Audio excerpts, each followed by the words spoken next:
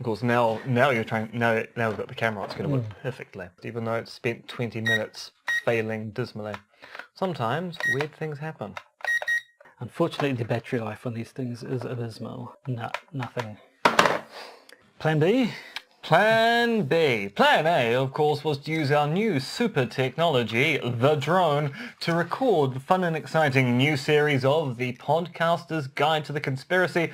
But Joshua, there's been a bit of a technological failure, hasn't there? There's been some production snafus. Would you like to tell people what's gone wrong? First of all, I won't have you say anything bad about technology and science and the drone. Apologise to the drone. I'll apologise to the drone when it's got power. At the moment it's dead. Apologising to dead things is pointless. It's not its fault. It has a low battery life. I charged it before and then I left the charger at home and now it's just tired.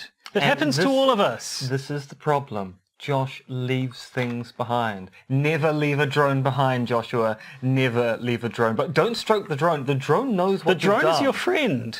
No, the drone is my friend. Is your friend. It's not your friend, though. That's the problem. Just take pity on the poor thing. It's out of juice. It's tired and sad. But also, next week it'll be energetic and happy and will be the first all-drone filmed episode of The Podcaster's Guide to the Conspiracy. Probably. It'll be as good as episode 200. And more about the fact that wasn't episode 200 coming up in this exciting episode of The Podcaster's Guide to... The drone? Conspiracy. Drone-spiracy. Yes, that's what I meant to say. Welcome to 2019. It's going to be fun.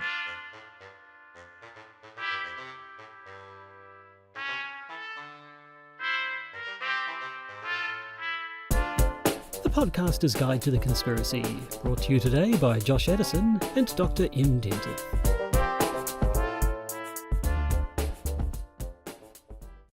Hello and welcome to the Podcaster's Guide to the Conspiracy for 2019.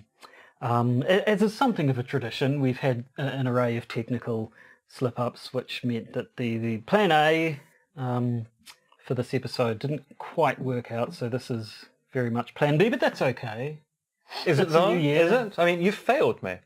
You failed me twice today. Once with your drone, and the second time by making the claim that Man of Steel is the best Superman movie of all time. Man of Steel is the best Superman movie of all time. This is why this is the final episode of the Podcaster's Guide to Conspiracy, because even though I don't like Superman films, Superman films, yes. Yeah, Supermen's films. Anyway, Man of Steel is awful. It's really, really awful. It's what I wanted in a Superman film. It's superpowered people kicking the crap out of each other, smashing themselves through buildings and all that stuff.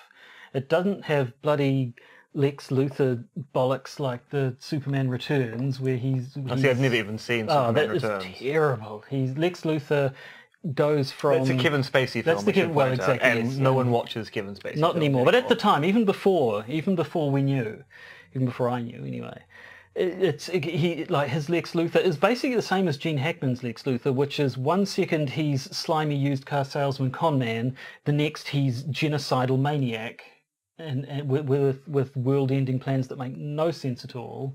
Superman, his superness basically extends to doing hard stuff. The climax of the film, he lifts a big heavy thing.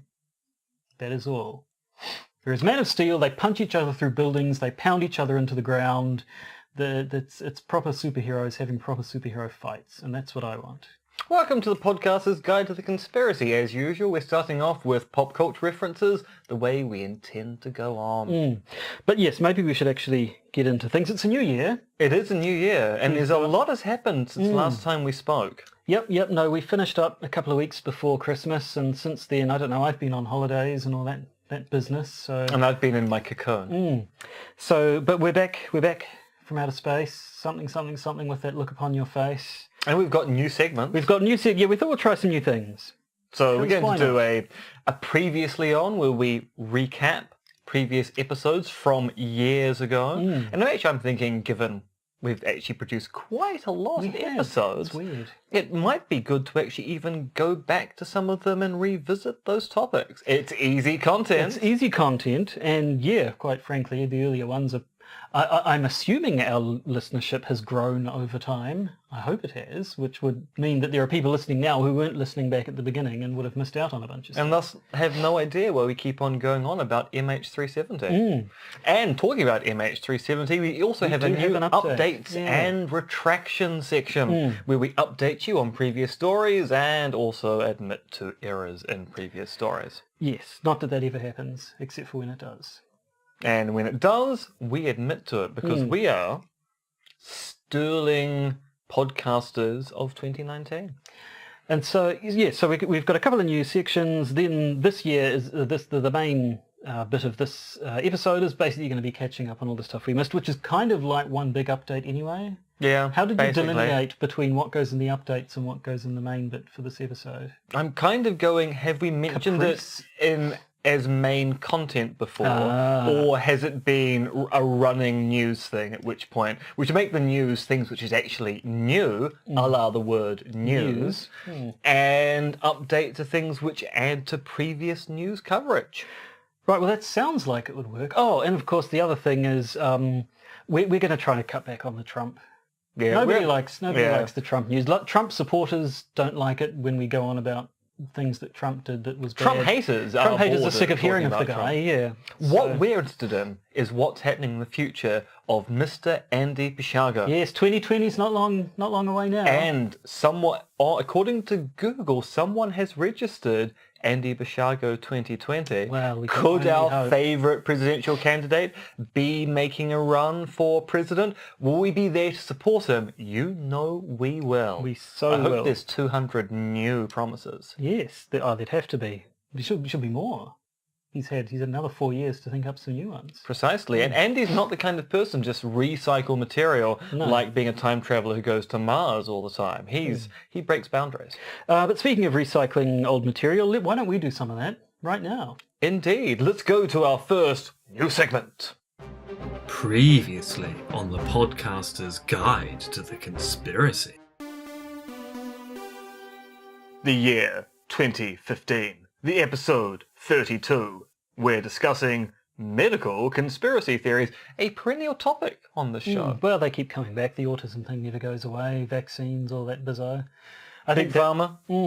I think we looked more at the sort of the cancer cures that the man doesn't want you to know about, and AIDS being invented by the US government to depopulate Africa and all of that sort of business. Good times. Good times. Then in 2016, in episode 82, we're doing what we're doing this week, catching up on the news. Yeah, strangely enough, the first episode of 2016 was much like the first episode of 2019. In fact, I think because we're a week later this year than we normally start up again, I think, because I was on holiday for a bit longer. So probably a week previously in 2015, we were doing this thing that... we must have but not 2016 as well. No, 2017 episode 123. We talked about speculating about future conspiracies based on something clever I said, from what I recall, inadvertently. Obviously, yes. I asked an innocent question that turned out to be quite an interesting question. But I did. Fortunately, we have you on hand to let me know that I'm clever. Yeah, sometimes go, I mean, sometimes I try to actually claim the clever things you say are mine. Well, yes. But sometimes you make such a fuss about them on the show that I have to acknowledge they're actually yours. Yeah, so it was an interesting thing to talk about, the idea of conspiracy theories that we speculate might happen in the future. It was all if this certain thing applied, if this situation applied, then these people would probably try to do this conspiratorial thing. And is that actually conspiracy theorizing in and of itself? I think we decided no. No, although quite, but it is going to be interesting to look back on predictions made about the Trump presidency and exactly what does or doesn't come out in that Mueller report. That's going to be interesting. We looked forward, now we look back at looking forward to find out who got it right and who got it wrong. And of course, this time 1 year ago, we were talking Polybius. We were. The great computer game conspiracy theory about a conspiracy which didn't actually exist. No. Completely made up, apparently by someone who was basically trying to draw attention to their arcade game database. Yes, this supposed government experiment arcade game that caused all sorts of seizures and stuff, which has then since been jumped on by various shows and stories to do that. And in fact, I haven't watched Bandersnatch. Have you? No, because the Netflix subscription on the TV upstairs has expired, and I actually just can't be bothered unexpiring it, because that's a word. It's a shame. I haven't watched it yet either, and although it's, I understand, sort of a parody and commentary on sort of the choose your own adventure branching storyline. They're being sued for. Yes, they are. But nevertheless is a story about a guy working on a computer game that does wacky things to his mind, so it's still going. So there you go, 4 previous episodes, because as I recall we first started releasing episodes in May of 2014. So when it gets to May of 2019, we'll have 5 years to look back on as we get the 2014 episodes. I think we might need to find a way to streamline this we don't then take 15 minutes to talk about previous glories. Well, no. But there you go. So if you're interested, that's what we were talking about this time in 2018, 2017, 2016 and 2015. Of course, we didn't exist prior to 2014. No one did. No. That's what they don't want you to know. All of those 10 years ago photos, that's quite obviously a government plant to make us think. Have you heard the conspiracy theory about that? No, I have not. Tell me about the 10 years ago conspiracy theory. So you've seen, you probably have seen, there's the big meme going around of people taking photographs of themselves 10 years ago and now, and then lots of people having funny, jokey things about it. But people have pointed out, if you were wanting to do a sort of facial recognition algorithm that could model aging and how people's faces change over time, you could do a lot worse than a massive pool of people uploading photographs of themselves from 10 years ago, all in one go. Especially since Facebook likes to auto-tag people in photos. So, yeah, people have suggested Facebook or Google or someone could have started this meme specifically so that they could harvest a ton of photograph data that they could train facial recognition that's software what's on. one of the interesting things behind most captures you get on websites where identify a word or find all the instances of cars in this particular photo. And that is part of training neural nets to be able to recognize objects and letter forms. So every time you're doing that, you are aiding the singularity coming into existence, and thus, of course, the demise of the human race when Skynet takes control and wipes us all out. What got Billy so spooked? Everything. Good. Anyway, I think maybe we're stalling now because the next section is where we have to admit where we've got things wrong from time to time and update stuff. But I think we should rip the bandage off that one. Should we get straight into the next section on updates and retractions? Indeed. Updates and retractions. So, we start with an embarrassing update/retraction. Is it? Episode 200 was not episode 200. How do you figure? Because one of the things we've done over the break is compile a database of previous episodes so we can do the 1 year ago, 2 years ago thing. As I was going back through that database and checking off episodes versus the episode numbers, turns out that before we got to even episode 100, we managed to repeat the same number. Oh. So this is actually episode... I actually now can't recall. But this is actually episode 202. Well, how about that? And so the last episode, episode 200, the one that some people have described as experiencing a heart attack, was actually episode 201. Well, how about that? It's a little bit, because obviously you may be well aware that we've uploaded more than 200 in general because there's been the little updates, your little travelogues from when you've been overseas and things like that. So there have certainly been more than 200 uploads. I think it's getting close to 250 now. Yeah, I don't know if that's including the patron-only ones. So, it was always all a little bit fishy, but we did have an official numbering system. But I think it's a little bit like what's the current calendar? Gregorian, Georgian? Gregorian calendar. It's like that. It's subject to revision. We change it over time. Maybe that episode was a leap episode to keep us up with the current space-time continuum. Yes, you make up all sorts of explanations for the fact that one of us managed to misnumber an episode. My suspicion is it occurred when we transitioned from using Evernote to Google Docs. Quite possibly, yes. I think we may have got the numbering wrong there, and that has led to us being wrong by one episode for quite some time. Well, there you have it. So, moving on, quickly, as though nothing had ever happened. So, you mentioned MH370, the thing we talked about in one of our first ever episodes, the topic that just will not go away, and fair enough, because it's never been found. At episode 4, I believe. But, so, there's been another revelation / update about MH370. What's going on now? A 42-year-old Malaysian man by the name of Rusli Kuzmin says that he and his crew witnessed the disaster and that they actually saw MH370 crash into the ocean. There's no explanation as to why it's taken him 5 years to actually reveal this to the authorities. And it's not just, I mean, he's quite specific. He says, we saw it go down, they had a geolocation thingy on their boat and they took a note of the coordinates, and now he's come out and given these coordinates to the government. But yeah, it's been 5 years, dude. Why? What? Maybe he had other things to do. You know, a rolling set of crises that meant that he just didn't get around to it. Yeah, so, I don't know. We'll I mean, I hope it's good. It would be awesome if it is, and they finally actually manage to, you know, get a bit of closure. That would be lovely, but I'm a little bit suspicious. Yeah, so am I. Yeah, we'll have to see. Now, David Icke and Jimmy Savile. What's the deal there? So for a very long period of time, you and I have been saying, well, you know, Ike might be wrong about a lot of things, but he was right about Jimmy Savile being a necrophiliac and a pedophile. Except that as someone corrected me on Twitter, all of Ike's claims about having said Jimmy Savile is a pedophile occur after it was revealed by the authorities that David Icke is a pedophile.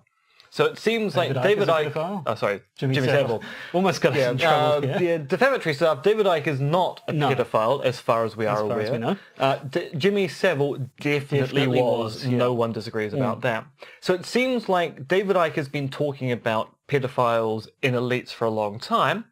And then when the Savile thing came out, he said, I've been talking about that privately with lots of people. And it turns out people like me have gone, he must have said that. Actually, it turns out if you go through his books and his lectures prior to that date, Jimmy Savile does not get mentioned at all. David Icke has jumped upon a bandwagon to then claim he was right the entire time. And of course, I mean, in his defence slightly, the rumours around Jimmy Savile had been around for a long, long time, but they were never given enough credence to be investigated, or nobody wanted to look into them too much. So it is entirely possible he'd heard rumours and possibly spread rumours himself prior to that. But not in print. Not in print, not officially. No. So it seems like David Icke might have actually just jumped onto a bandwagon to push his conspiracy theory. Shock horror. Right. So, grievance studies hoax.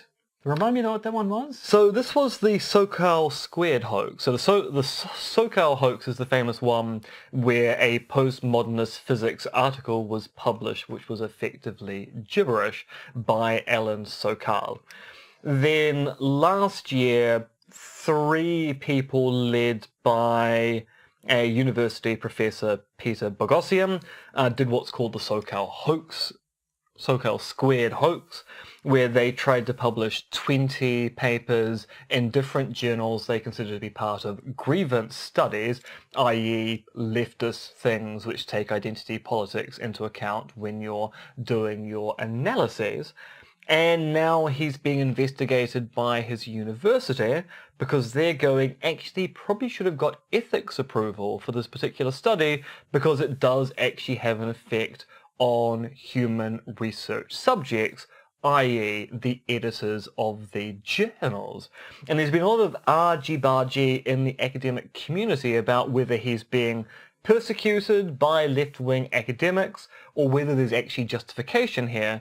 And now most people are going, actually looking at the rules around what's called the IRB system, it actually does seem as if he probably should have got permission to do the study in the first place, which would have been good for the study because it probably would have pointed out the flaws in the research design, which had led to most people saying, actually, this study into grievance studies doesn't actually prove what the hoaxers thinks it proves. So it's just an update on a story we had told previously. Oh, there you go. Speaking of older stories, JonBenet Ramsey. We talked about her. I think the last we spoke of her was there'd been that documentary, or was it 60 Minutes or something like that? Yeah, there had been a documentary which hypothesized that she was accidentally killed, or possibly even deliberately killed by her jealous brother, and the family had covered that up. But they, the family obviously denied that strenuously. But there's been a new development in that a man called Gary Oliver, who is a convicted paedophile, currently in jail. The Daily Mail, which is a British newspaper, isn't it? And not a very reliable source. Claims to have letters written by this guy who claimed that he is the one who accidentally killed JonBenet Ramsey, that he was obsessed with her as a paedophile, and that he accidentally killed her. What does he say in his letter? He allegedly writes, "I never loved anyone like I did JonBenet, and yet I let her slip and her head bashed in half and I watched her die." So he claims that he is the killer. Now, I don't believe it's got any further than that. Obviously, it's a serious thing, and it would be a massive deal if it's true. But I think, as you say, it's the Daily Mail. Has anything more come of it? Not that I've heard. So we'll have to keep an eye on it. But, Another one, much like MH370, would be really nice to get some closure, but who knows? We'll just have to see. Now, talking about things which aren't actually closed but sound like they might be, you'll recall that in an episode quite some time ago we talked about the mysterious sonic attacks against American personnel at the embassy in Cuba. And now we have a partial solution to that problem, because scientists have been listening to the unusual noise that was detected outside the embassy, taken to be part of the attack on the personnel, and they've found out who the culprit is for at least one of the sounds. Right, was it the Russians? Try again. Was it Martians? Not even, actually, further away. Further away. Yeah. Was it just something to do with Trump? He's behind everything these days. No, it was crickets. Crickets? Huh. Yeah. The animals, not the sports.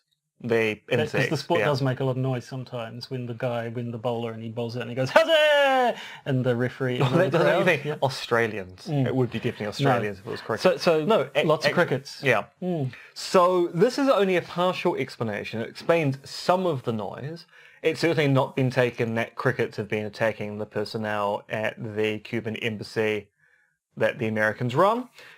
The embassy in Cuba, the American embassy in Cuba. It certainly doesn't explain what's been happening in China, but at least part of the sound that was recorded, crickets. Well, there you go. So, I mean, but there were a range of symptoms exhibited by these people. I don't think anyone said that loud cricket noises could have caused them. No, although it's been reported the embassy attack was due to crickets, but actually if you read the report, it goes, no, we've isolated that some of the noise associated with the attacks. Crickets. Well, there you go, crickets. Yeah. Something to watch for this year. Will they turn out to be behind everything? And will they take the ashes? Who cares? No, not me. No, not I. I actually really, really can't stand cricket. It's a boring sport. Yes, I enjoy the last 10 minutes of a cricket match usually, because it is surprising that these teams will play for a day at a time or 5 days at a time or something, and yet it can still come down to the last few balls who actually wins. That can be genuinely exciting. But the 24 hours beforehand, yes, definitely not an interesting sport. No. 5 days. Yeah. A test match is 5 days long, for God's sake. Such a British sport, even though actually it was really popular in America just after the revolution. How about that? I know. So that's it for our updates and retraction section.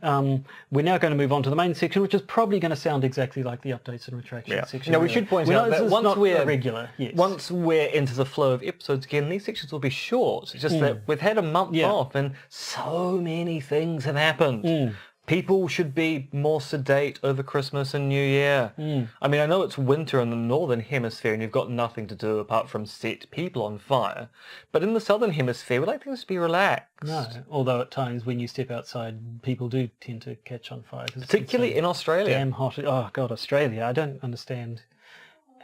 Why would anyone live there? I don't understand. And Australians, sort yourselves out, for God's sake. 40 degrees? What's wrong with you? Yeah. Scott Morrison should Pull be yourselves dealing with together. that. Anyway, enough about Scott Morrison in Australia. Let's move on to the news. Oh, God, yes, please. So to speak. Breaking conspiracy theories in the news. So here we are. Be interesting when we're putting this together to decide exactly which sting to put in front of the section. Is it the news? Is it the main topic? It's both at the same time.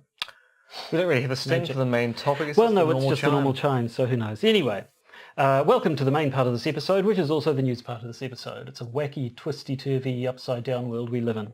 It's true. We have to catch up with things so we can then move on with our lives. You have to do it. We all have to do it. We have to suffer together. So, big news. Apparently 2019 is the year that the deep state is finally going to crumble. Yeah, I mean, it was meant to crumble last year, and it was meant to crumble the year before, but apparently this is the year where the arrests are going to be made, the deep state will crumble, and Donald Trump will be revealed to be the mastermind who has destroyed the World Pedophile Network and all of the other corrupt politicians around the world. Now, if the arrests don't occur, it's fine because people are going to be arrested spiritually. At least that's according to Prophet Mark Taylor, who basically is trying to explain the fact that his predictions from last year didn't come to pass. So there's a kind of herald campaign, oh no, it's happening spiritually right now. So the spiritual arrest will occur before the actual physical arrests, because that's how jurisprudence works. Yes. Is this guy, is he related to QAnon? Is he parroting QAnon, or is he a whole separate thing altogether? At this stage, QAnon and all the other conspiracy theories are in a kind of amorphous loving embrace and becoming one big theory. So QAnon people are citing Mark Taylor. Mark Taylor may not actually be part of the QAnon movement, but his work is being used by QAnon to show that the arrests are definitely happening, and they're happening this year. Right, because I mean we had the stories previously where they claimed that yes, people had been arrested and tried, but secretly in secret courts, because they don't want you to know about it for some reason. John McCain apparently was wearing an ankle monitor. And then yes, anytime someone wore baggy trousers or big boots or something, it was proof that they'd been arrested and were serving out a sentence with an ankle monitor on them. See, this is a theory which would backfire because Donald Trump wears very ill-fitting suits, which does make you wonder just how many ankle monitors he's wearing at any given time. Now, the other big dominating news story of the last couple of years that doesn't have anything to do with Trump, probably, of course, has been Brexit, and we haven't really talked about Brexit, but there's kind of a reason for that, isn't there? Is there? Well, it's not really conspiratorial. Well, except the Leave campaign basically using money that they weren't meant to use to campaign on allegations of leaving the EU safely, which aren't actually true. There does appear to be some pretty nasty covering up of personal motivations there. There was talk of similar wonkiness happening with the Brexit vote that happened with the US election. With claims there are talks about Russia being involved.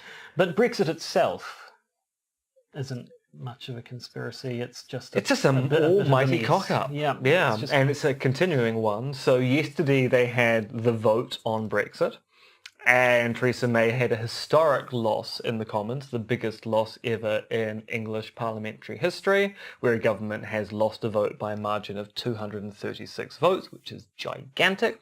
And today only barely survived a no-confidence vote by 18 votes, which is pretty nice edge if you are the government, and is now going to renegotiate Brexit with the leaders of the opposition parties, but has laid down red lines that basically mean the Scottish National Party and the Labour Party in the UK are not going to be able to work with Theresa May because her red lines basically exclude the things that Labour and SNP have said are essential to get their agreement on a Brexit deal. So the whole thing's just a mess, and it's possibly fitting that the one person who's managed to sum it up best has been Danny Dyer, I believe. Who's You see actually turns out to be a fairly good political commentator on Brexit. Not something I was expecting to say in 2019, but Danny Dyer, you are doing excellent work. So, yeah, I mean, maybe something will happen that'll actually make it legitimate for us to talk about properly in this podcast, but for now it's just something we're trying to look away from, much like a car crash, really. And it just keeps going and going and going, like climate change. Yes, the other big story over the last few years. Yeah, and this one's interesting. So Exxon are basically being sued by the state of Massachusetts in the US, and the state of Massachusetts wants to know, what did Exxon know about anthropogenic climate change back in the 1970s? They want to do discovery. Now, Exxon's reply to that is, we do business in Massachusetts, but we don't operate out of Massachusetts, so state law doesn't apply to us. Go fish elsewhere.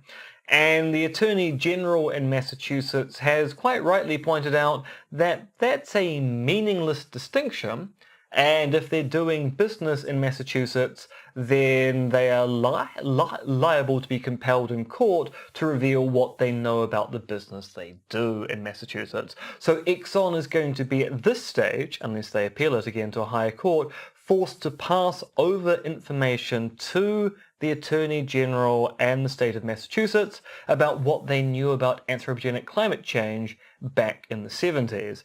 And it's been a long-standing suspicion that most of the major petroleum producers have been very aware that their industry adversely affects the climate and have known that for quite some time, and have spent a lot of money to basically obfuscate that fact. So there could be some embarrassing revelations for Exxon this year, which may show a cover-up. Yeah, I mean, this is something I'm sure we've touched on in the past. There's long been the idea that these companies commission their own studies to see what the environmental impact of their products will be, so that they can, so they can't get blindsided or what have you.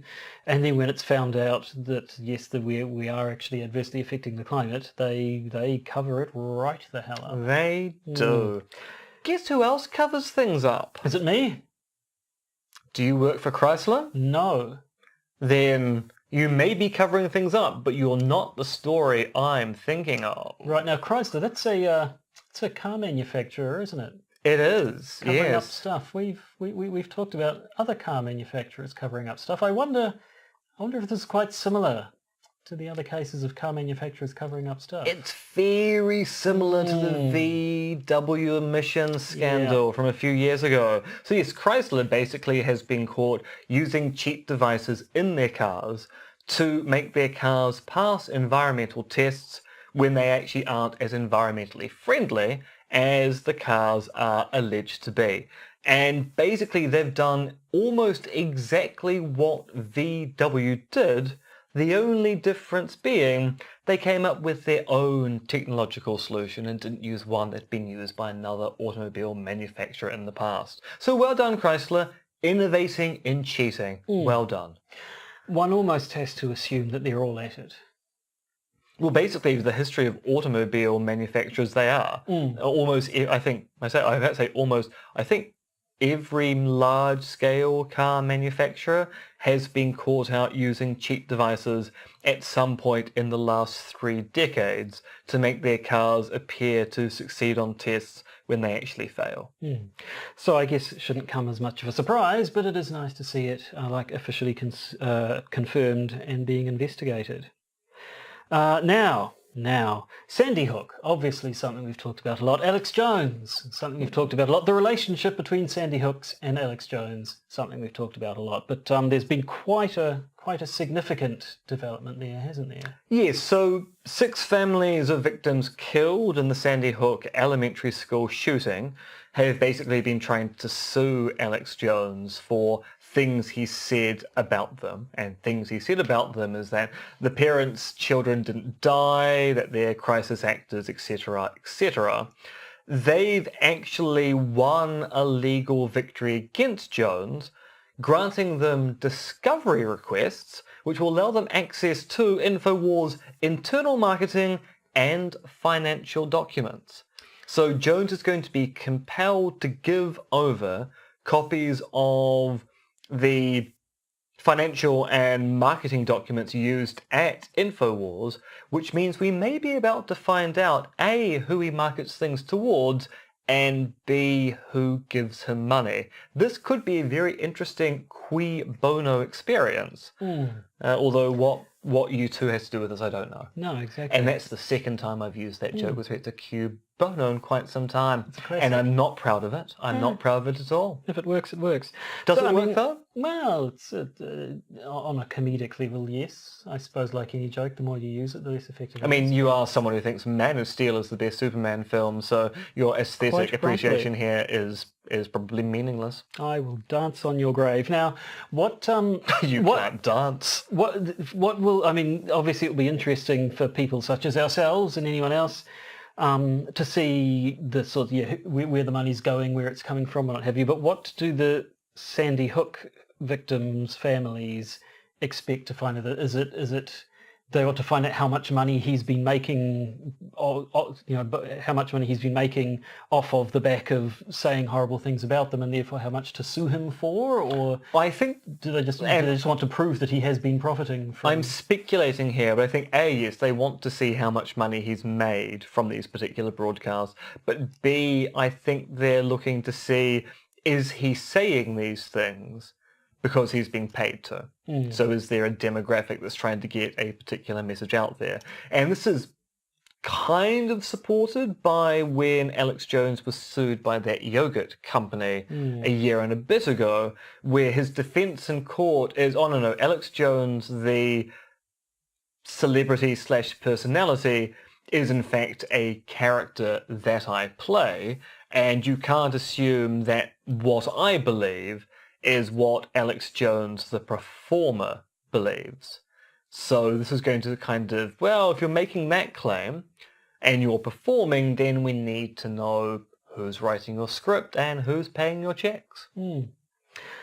Right, well, I mean, yet another thing to watch this space on, I guess. Yeah, basically. There's going to be an update on that, I'm sure. And probably also, we've had another African election. Now, it almost feels a little bit dodgy from a prejudicial racial sense to look at an African election and assume that it's all dodgy and third worldish, but does appear to be the case here though. So I think we're on, at least factually, on firm ground. Yes, although our factual support for this does come from the Catholic Church, so that does make things interesting. So there was an election in the Congo, in the Democratic Republic? Yeah, I would say the People's Republic of the Congo, the Democratic Republic of the Congo, where the governmental candidate was not popular. So the two popular candidates were the leader of the opposition and a third-party candidate. Now, you'll note that I'm not using anyone's names here because famously I mispronounce names, and so I don't want to cause any embarrassment here. Now, according to most polls, the third-party candidate was the person most likely to win the election. Except that on the day, the opposition leader won the election. But the Catholic Church, which was observing, for some reason I don't think that was a real word. You were about to say observing, weren't you? I was about to say observing. They were observing the election. Claim that according to their counts, the third-party candidate won by 20 points. And the theory going around now is that to stop the third-party candidate from winning, the government made a deal with the opposition to throw the election in favour of the opposition candidate. So the third-party candidate has not conceded. He's going, look, the observers have said I won. The Electoral Commission in the Democratic Republic of the Congo say, no, everything is fine. Once again, watch this space, but there could be a dodgy election having occurred, and there may need to be some kind of electoral interference/intervention to sort things out. Yeah, so I mean, I'm completely ignorant when it comes to the Democratic Republic of Congo. We all know about Zimbabwe and Mugabe. We all know about Idi Amin, there is a history of dictatorial people in Africa, but I don't know if Congo has a similar history. So we'll just have to see how things happen, and maybe I should go and educate myself. And also, as part of education, don't read Tintin in the Congo. Yeah. It's one of the been a Tintin while. books they don't reprint sell because it's anymore. very, very, very racist. Much like, were we talking about this before with the famous 5 books? Oh, Because there's... yeah.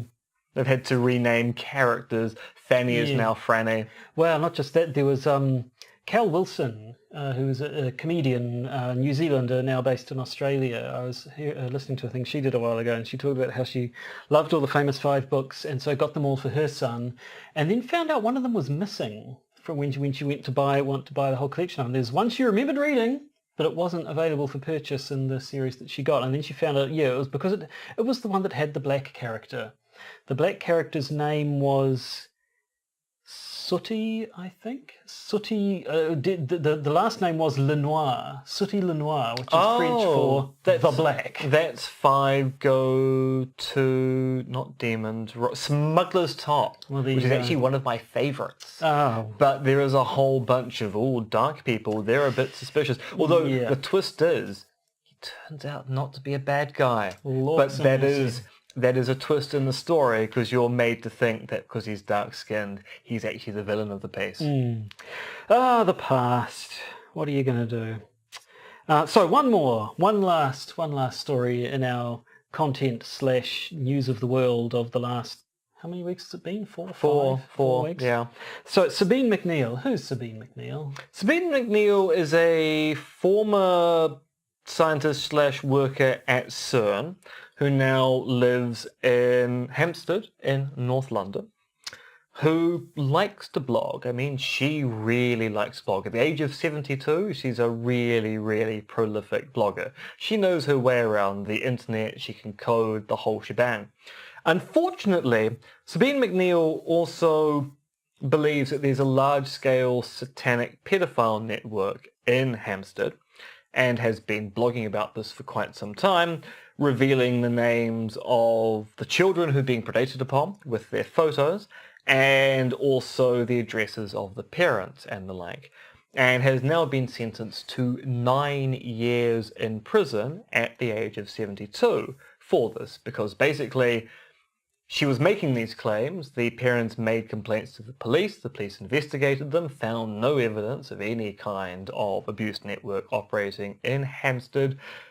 Sabine McNeil went to court, admitted that she shouldn't be doing it, promised to stop, and then within 3 days started again and basically was in breach of her conditions. And she was told the first time round, if you do this again, we will have to give you a custodial sentence. Did it again and is now going off to prison for persecuting a conspiracy theory which has affected families to the point where families have had to move out of Hampstead and change their names because their details are on numerous websites across the internet. Listing them as pedophiles. Yes, and the children as Satanic. victims of pedophilia.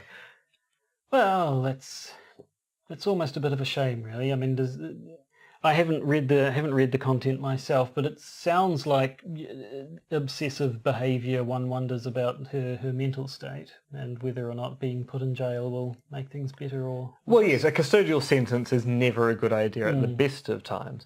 Although why this is interesting is, of course, we had that interview with Pat Stokes at the end of last year, and Pat does have an interesting point about when you engage in conspiracy theorizing, you do need to have a certain reticence when it comes to making accusations. And of course, historically, I've gone, well, if we investigate these things properly, we can track things down without being public about it. But the problem with the Sabine McNeil thing is that she made those accusations in public without good evidence. Yeah. And even when given evidence that her claims were false, continued to believe and prosecute them. And what's interesting about the court summary is out. And what's interesting is that even her lawyer says, well, she still thinks that the children were abused in some way. She just accepts that her version of the story is false. So she's still holding on to I was essentially right, despite the fact there's no evidence whatsoever. So it's quite clear if they'd let her go, she was very likely to start persecuting the children and the parents again. Well, that's just a damn shame all around, really, I guess. Yes, it's one of the things which, when you're dealing with the defense of conspiracy theorizing, these are the kind of stories that you sometimes have to confront and go, yeah, this is a bad situation. What can we do to try to mitigate against stories of this type? And that's it. We're at the end of our news/content/ whatever you want to call it section, and rightly so, quite frankly. We'll be back to real topics next week. We will. We'll have to. I'm sure there'll be a bit of tinkering because we don't want the episodes to start getting too long again. We did try to get them a bit shorter and easier to listen to, and also easier to film and watch. So we'll have to see what effect our new segments have on things, and there'll be some fine-tuning. There will be, although of course next week those segments will be shorter. Apart from the previously on, that's all I think we need to work on, because the updates and retractions will probably be occasional and quite brief. Just that there were a lot of updates this week. Yep. So we shall see. So next week we'll be back with a real. Are we going to talk about? Maybe I shouldn't spoil it for this week's listeners, but are we going to talk about that RFK podcast? That was what I was hoping we would talk about next week. Okay, well, this might be a sneak peek into next week's topic. And if you want more sneaky, interesting stuff, of course, then you should be a contributor to one of our patronage campaigns, because of course we still have the bonus content coming up. Who knows what? Actually, what we'll be talking about are drones at Gatwick, claims about Julian Assange's public hijack, and why is it that old people share fake news more than young people? If you want to know the answers to those questions, pony up the dough. Also, what is public hygiene? Public hygiene, your hygiene in public. Maybe it's pubic hygiene that you accidentally misspelled. Well, except that it doesn't say pubic or public anywhere. Well, then you've just got pubic on the mind, I'm afraid, and also the letter L. More about that in our bonus content, but until then, la-di-da-da-da. And indeed, goodbye.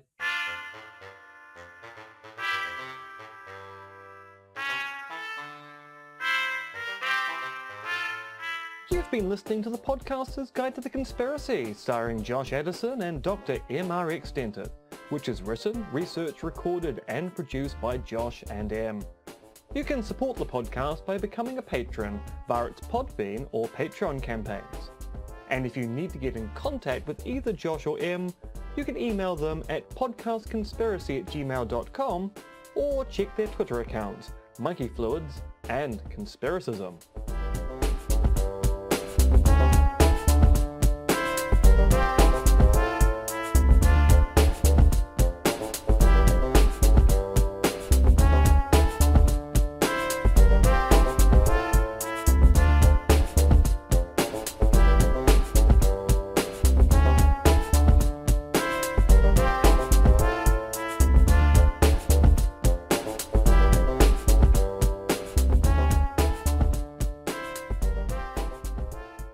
And remember, they're coming to get you, Barbara.